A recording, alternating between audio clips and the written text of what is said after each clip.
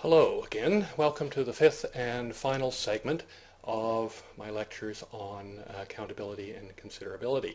Finally get to moral considerability, or as it's often called, moral standing. The whose interest you are going to take into account in an ethical decision is in large part going to depend on what ethical theories you apply. Different ethical theories have different ideas about whose interests should be considered.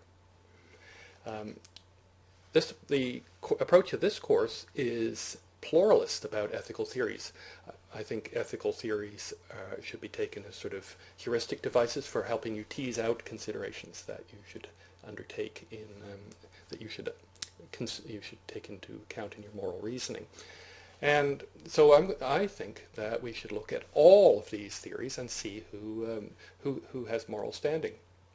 The business world is prone to think of ethics in terms of contracts. I mean, business corporations are a business corporation is a nexus of contracts, and this engenders certain special rights between people, and these explicit and sometimes implicit contracts seem to form the basis of moral standing. But from a wider perspective, from perspectives that takes into account different forms of utilitarian, et cetera, then we have a wider notion of moral standing. So let's just go through some of these theories and see what they suggest about who has moral standing. So first of all, let's start with virtue ethics, which, as we notice, is very much concerned with the person's role in a community, and the people who have moral standing are generally fellow community members. This is not maybe as wide a notion of moral standing as we would like, but we'll get to more things as we go down here. The ethics of care. The criterion of moral standing is to be the object of a caring relationship, or a part of a caring relationship. And the sorts of entities that can have moral standing would be nearby human beings, because it's a partialist theory, and perhaps companion animals. The theory of special rights relies on the actual formation of implicit or explicit contracts.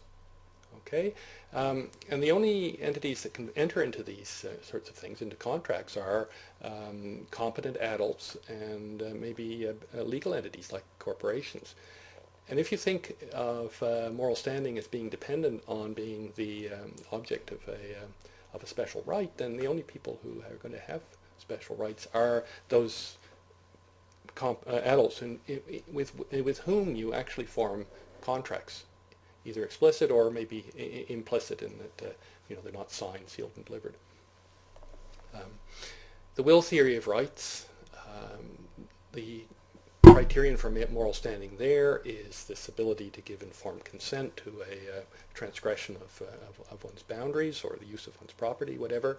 And again, competent adult humans, but all competent adult humans are taken into account here, not just the special ones with whom you've formed an explicit or implicit contract, or even the objects of caring relationships, but all competent adult humans have this ability to give informed consent. The interest theory of rights relied on the possession of crucial interests, like the interest in continued life, etc.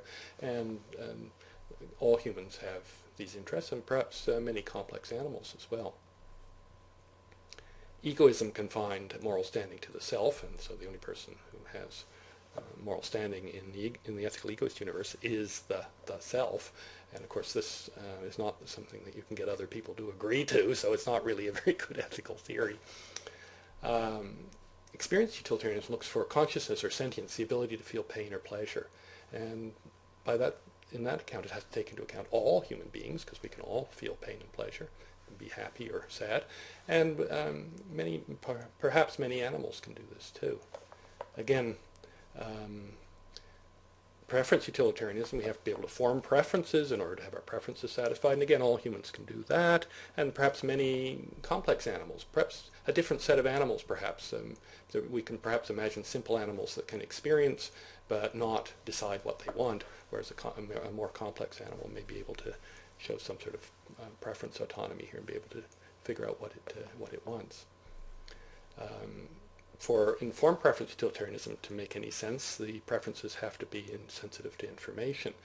And the preferences of competent adult humans can do this, but maybe only a very complex animal could do this sort of thing. And economic utilitarianism confines moral standing to participants in a particular market, which is basically compatriots, people, in whatever market you're in. Maybe if you're in Canada, your market might be all of North America, and including Mexico or something.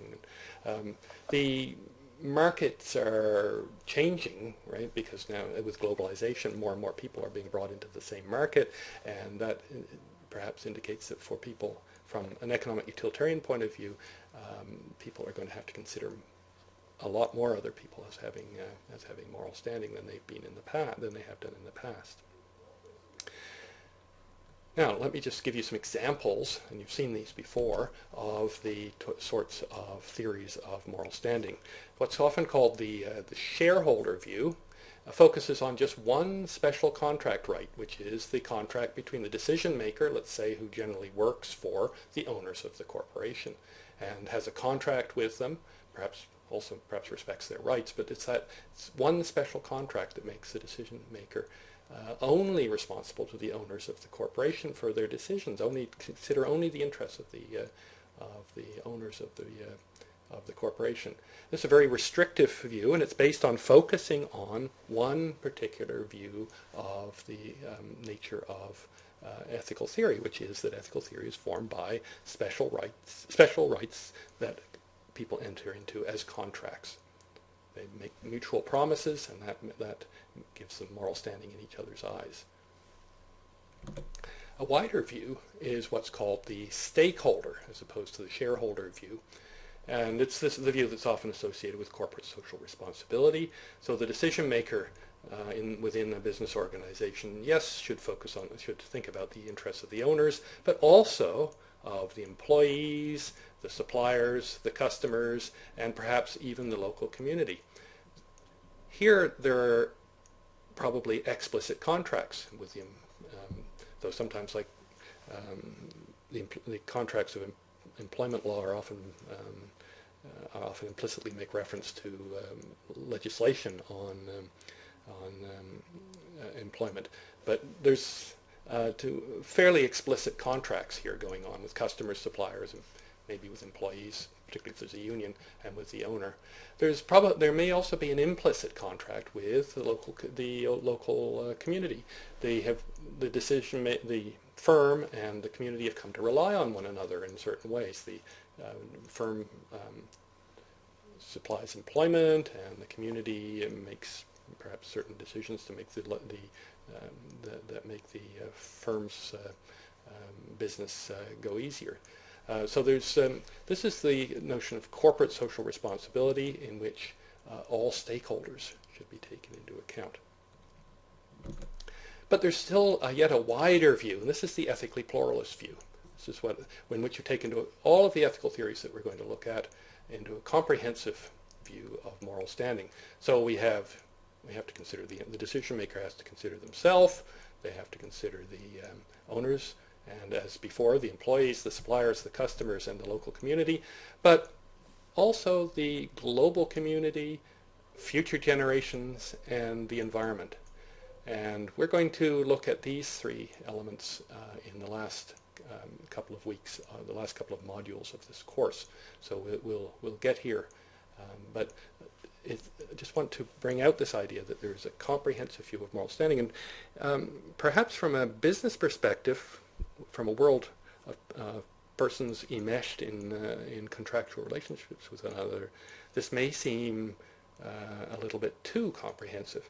But from another perspective, from the perspective of an ethicist like myself, it just seems obvious that that we have to take into account all of these interests, that just because you don't have a contract with future generations, which of course is impossible since you can't have a, you can make a promise to future generations, but they can't make promises back to you. So you can't form contracts here. That doesn't mean that you shouldn't take into account their interests. And that there may be problems with this, and we'll maybe look at those a bit, but the comprehensive view of moral standing is the view that I'm suggesting to you use in the analysis of cases. So here is the last question of this lecture. Which of the following is the best, always looking for the best, example of the stakeholder view, not the shareholder view, not the comprehensive view, stakeholder view of moral standing. So pause the video for a moment and think about which one of these fits best. All right, welcome back. The managers of a socially responsible corporation must take into account the interests of their employees and as well as the owners. Corporate social responsibility, employees as well as owners, this is definitely a candidate for the stakeholder view. Remember, the stakeholder view is not the comprehensive view, and it's that takes into account just about everything, everybody, nor is it the shareholder view that only considers the owners. Here we've got the owners and the employees, so this is not shareholder, but it doesn't go much further than the stakeholder view, so this is a good candidate. The managers of an ethical corporation with good corporate character must take into account the effects of their decisions on future generations. Future generations lie outside the usual notion of a stakeholder view, and so they fit in the comprehensive view, but not in the stakeholder view. The managers did a careful cost-benefit analysis before making their decision. Well, this doesn't. They did a careful cost-benefit analysis, but doesn't say whose interests they considered in their cost-benefit analysis. So this is not a good example of the stakeholder view. And finally, the judge carefully considered the effects of the management committee decision before handing down her judgment. This has got really nothing to do with the question. It's a distractor, which is what people call questions that are just it's more that are there to distract you from the correct answer. It's not even a very good one, and it's actually it's got nothing to do with the question. So the best answer here is A. The corporate social responsibility takes into account the employees as well as the owners, and that makes it an example of the stakeholder view. Right, well, thank you for listening to those lectures, and I will see you next week for lectures on agency and excusing conditions.